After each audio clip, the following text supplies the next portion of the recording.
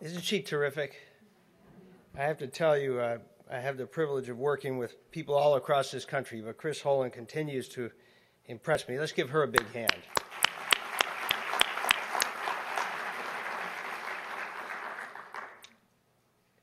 I do want to thank you for that introduction, Chris. It's a little over the top. It reminds me of something.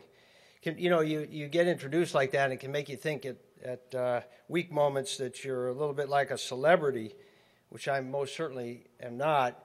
But it reminds me of something that Henry Kissinger once said. He said, the nice thing about being a celebrity is that if you bore people, they think it's their fault.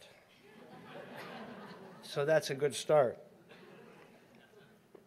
And I was really pleased to see the definition of green infrastructure up on the screen. You see, when you pass the age of 50, which I have a while back, the phrase GI takes on a whole different meaning, and one that is not nearly as pleasant to contemplate as land use planning. It's a great pleasure to be here. I want to echo Chris's comments, thanking some of our great team, Margarita, Kendra, but also our whole green infrastructure team is here from around the country. I'm just going to read off your names. If you'd raise your hand if you want to have conversations with these people later in the conference, that'd be great. There's Will Allen from North Carolina. Ula Amundsen is here. Ted Weber is here. Yasmin Varela is here. And Katie Allen. All of them work very hard on these issues all across the country, so thank you to each of you for the work that you do. You know, I wasn't nervous at all about coming up here to help open this conference until I saw a couple of people this morning. First is my great friend John Schaefer from NiSource, and you'll hear more about his stuff later. Usually I speak to audiences who are informed but not nearly as expert as John, and seeing him gave me a little bit of the flutters. Then I saw my great friend Michael Clark and his wonderful wife Liz, who drove down from New York, and students of the wonderful Ian McCarg, one of the fathers of green infrastructure. And then I got a little more nervous, and then I walk in this morning and the chairman of my board of directors, Rutherford Seidel, is here. And then that finally reminded me of something I heard once, that the mind is a wondrous thing. It starts working even before you're born and never stops until you get up to speak in public. So thank you all for that good morning. But it is a tremendous honor to be here and to kick off this timely and important conference. The great Buckminster Fuller, really a genius before his time, one of the great design engineers in the 20th century, said, "We need to be architects of the future, not victims of it." Architects of the future and not victims of it. And that, it seems to me, is what this conference is all about. It's what green infrastructure is all about. It's about being proactive in designing a world that can sustain us. And right now, perhaps more than any time in my lifetime, that's a message that we need to send to our elected leaders in Congress and state houses all across the country about the importance of investing in our nation's critical infrastructure, which includes our green infrastructure. Yet getting our message across, given the level of discourse that we see now in Capitol Hill, is not going to be easy. We're going to have to work hard. We're going to have to be clear in our message. We must choose our words wisely. And I want to tell you a little story that will help illustrate this point. See, once upon a time there was a lady. She was rather old-fashioned, always quite delicate and elegant, especially in her language. She and her husband were planning a week's vacation in Florida. So she wrote to a particular campground asking for a reservation. She wanted to make sure that the campground was fully equipped, but didn't quite know how to ask about the toilet facilities. She just couldn't bring herself to write the word toilet in her letter. After much deliberation, she finally came up with the old-fashioned term bathroom commode. But when she wrote that down, she still thought she was being too forward, so she started all over again, rewrote the entire letter referring to the bathroom commode merely as the BC. And this is what she wrote. Does the campground have its own BC? Well, the campground owner wasn't old-fashioned at all, and when he got the letter, he just couldn't figure out what the woman was talking about.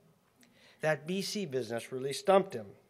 After worrying about it for a while, the campground owner finally came to the conclusion that the lady must have been asking about the local Baptist church.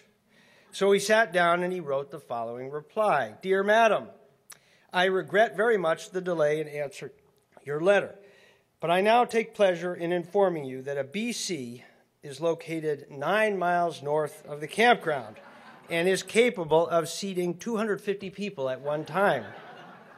I admit it is quite a distance away if you are in the habit of going regularly, but no doubt you will be pleased to know that a great number of people take their lunches along and make a day of it. They usually arrive early and stay late. The last time my wife and I went was 6 years ago, and it was so crowded we had to stand up the whole time we were there. It may interest you to know that right now a supper is planned to raise money to buy more seats. They are going to hold it in the basement of the BC. I would like to say it pains me very much not to be able to go more regularly, but it surely is no lack of desire on my part. As we grow old, it seems to be more of an effort, particularly in cold weather. If you do decide to come down to our campground, perhaps I could go with you the first time, sit with you, and introduce you to all the other folks. This is a very friendly community. Now, of course, it's a funny story. It makes us all laugh. But the importance of it shouldn't be lost. The issue here is that words matter, and how we speak about the things that we care about. The language that we use when we talk about infrastructure and investments and green infrastructure can make all the difference. As we speak here this morning, the President and Congress are locked in budget battles, with the President advocating for targeted investments in innovation, education, and infrastructure, and Congress pursuing deep cuts in almost every aspect of discretionary spending. For example, the Republican Study Committee, a group which consists of 2/3 of the Republicans in the House, has proposed cutting more than $2.5 trillion from the federal budget in the next decade, including a 40% cut in education, a 40% cut in science and technology, a 26% reduction in transportation, and a 14% reduction in environment and interior spending. All this when it is clear that our nation's investment in infrastructure is far below what we need. Almost 1/3 of the nation's bridges are structurally deficient or functionally obsolete.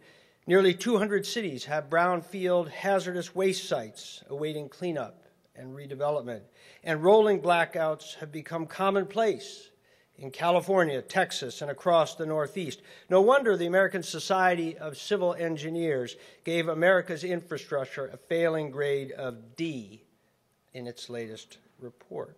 The fact is, as a nation, we have become destructively short-sighted in recent years, and that has kept us from acknowledging the awful long-term consequences of underinvesting in our infrastructure. We didn't acknowledge that our bridges were crumbling until one fell into the Mississippi River. And we didn't worry about the loss of 90% of the wetlands along the Louisiana coast until New Orleans was nearly wiped out. These remind me of the time that the great Sherlock Holmes and his colleague, Dr. Watson, went on a camping trip. You didn't know they were outdoorsmen. But they were. And after a good meal, they lay down for the night and they went to sleep. Some hours later, Holmes awoke and he nudged his faithful friend. Holmes said, "Watson, look up and tell me what you see." Watson said, "I see a fantastic panorama of countless stars." And Holmes says, "And what does that tell you?" Watson pondered a moment, and then, not wanting to disappoint his intellectually superior companion, said, "Well, Astronomically, it tells me that there are millions of galaxies and potentially billions of planets. Astrologically, I observe that Saturn is in Leo. Horologically, I deduce that the time is approximately 3:15, and meteorologically, I suspect that we will have a beautiful day tomorrow. Feeling fairly smug with his answer, he said, "Why, Holmes? What does it tell you?" Holmes was silent for a moment and then spoke. "Someone has stolen our tent." You see, like Watson, we tend not to notice our critical infrastructure until we have a problem. If it had been raining, surely they would have noticed the tent was missing. Infrastructure spending in real dollars is about the same today as it was in 1968, when the economy was a third smaller. Yet just last week I heard on television that infrastructure was nothing more than a euphemism for wasteful spending. Now that just didn't sound right to me, so I went to the dictionary and I looked it up. According to Merriam-Webster, infrastructure is defined as the fundamental facilities and systems serving a country, city, or area. The fundamental facilities and systems, as in transportation and communication systems, power plants, and schools. According to this definition, infrastructure is not a euphemism for anything. Infrastructure is not an amenity, something that is nice to have. Infrastructure is a necessity, something that we must have. And investing in infrastructure is about establishing a world-class industrial and ecological platform for a nation that in many ways seems to be speeding towards second-class status on a range of important fronts. This country deserves better. 150 years ago, President Lincoln transformed the nation by beginning a transcontinental railroad during a time of war. And in 1944, FDR's GI Bill allowed millions of Americans to attend college and become the source of our technological and intellectual power.